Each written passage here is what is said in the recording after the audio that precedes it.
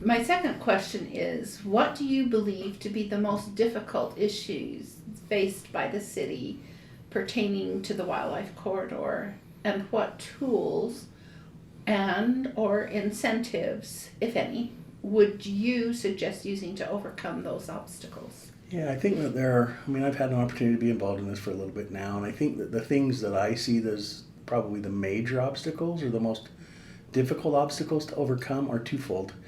I think number one, it's recognizing that there have been development rights or entitlements that have been given in past years without the contemplation of this wildlife corridor being in place. And so we respect those rights of those landowners, of the developers and the development community that have established those in previous years. And so that's number one. We can come back and talk about that for just a minute. And number two is funding sources to be able to secure the future viability of the wildlife corridor. So let's talk first about the entitlements. We have to recognize we're a nation of laws, we're a city of laws, and we respect property rights, period. And once those rights have been established, they're set in stone. So if a developer has the ability to come in and to build X number of units in a certain space and in certain configurations, he or she is entitled to do that, and there's nothing that the city could or should do to disallow that. Set that aside. What can we do then, recognizing that those rights have been established? I think it's really important to work with, not against, but as partners and in partnership with the development community in order to, number one, convey the importance of the wildlife corridor to us as a city, to our citizens in general, and to the overall health and well-being of our city, and the value that it can bring to their developments, in particular as they're in adjacency to this wildlife corridor. It can certainly elevate the property values in those areas. Number two, how do we find a trade-off that works, right? Yeah. We experienced this just recently with Perry Homes. Perry Homes has been a good partner. They came to us, they have established rights, they can build X, Y, and Z in the lower Hidden Canyon area. That's an area that's very vital to this wildlife corridor. We went back and forth and back and forth and back and forth, they not wanting to lose any of their development rights, and yet the city wanting to establish a clear pathway through a portion of their property to make sure that we had the continuity in the corridor that would allow the deer to be able to migrate from the Oakers up and across to West Mountain to the Oakers, or I'm going to get it wrong, up onto Lake Mountain. Lake Mountain, that's what I should see. Mary will keep me straight. But to get them from the Oakers to Lake Mountain, right? And so there was a really key piece of habitat that was on their piece of property that had some entitlements. And in fact, they had some fairly high density entitlements there.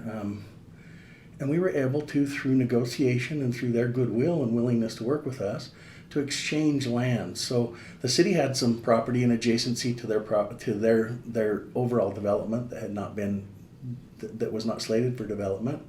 And yet we were able to offer them, as I recall, about an 8-acre parcel of property for somewhere between 2 and 3 acres of their property that was in a key area. We were able to trade that out and then shift those densities, move those densities from that 2 to 3 acre piece where they had the entitlements, spread them out a little bit more on the 8-acre piece, and we were also able to preserve some mountain bike trails through there. So I think that represents at least some of the tools that can be used by councils, by the mayor, by the city staff, as we start to think outside the box as to how important is it, number one, that we create this continuity and that this become a viable corridor.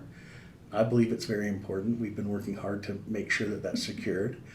And then number two, what types of reasonable trade-offs or concessions can we make that will allow the development community to want to participate, to feel like they've been fairly compensated for their rights and treated fairly so as to be able to embrace this without having to fund it solely from their pocket. Right.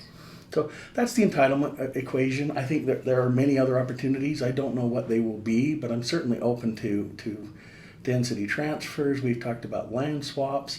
There's a lot of opportunities, I think, if we think outside the box, to come to some resolution for those property owners that still have entitlements in the corridor.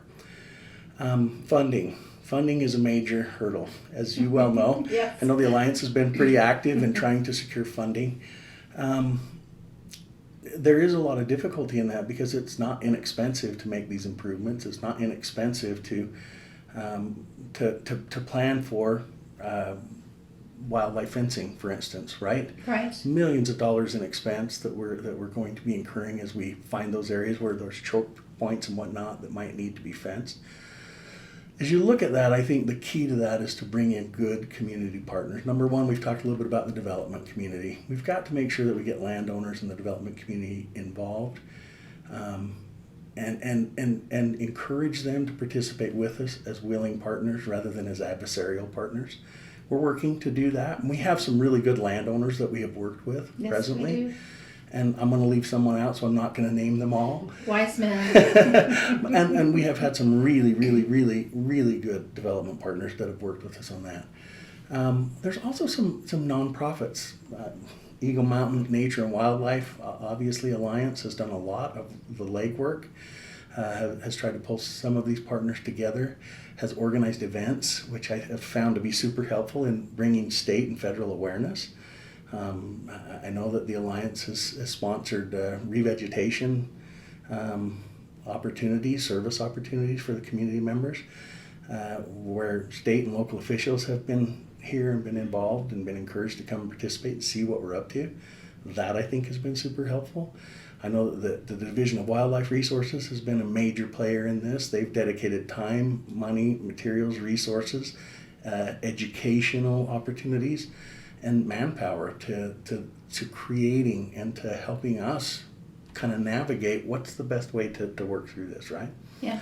There are other players that have helped. I know that the Utah Mule Deer Foundation has donated money, time, materials. All of these folks have been fabulous. The Sentinel Landscape team, Paul Raymond in particular, I mean, he's been a real asset and a real advocate with the transition from Camp Williams and the ACUB area in adjacency to the Sentinel Landscape, and they're looking to expand the Sentinel Landscape, which will give us even more opportunity, I think, to work with landowners and for him to bring to bear some of the resources that Camp Williams has in creating partnerships with landowners that will allow us to make sure that this dream becomes a reality. And it is becoming a reality. Yes, it is. And that's super exciting. Also, I think there are other players. We have the Eagle Mountain Kestrel project.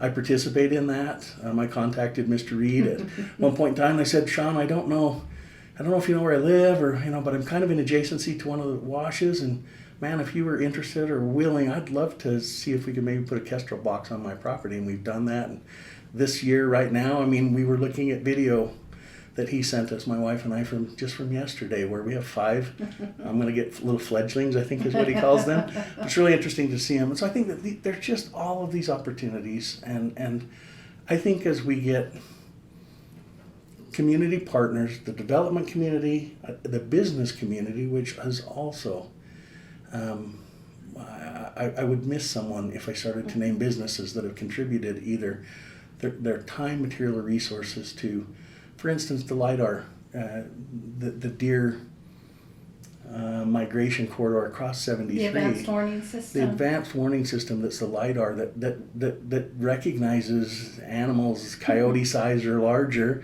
and turns the lights on so that cars aren't hitting those.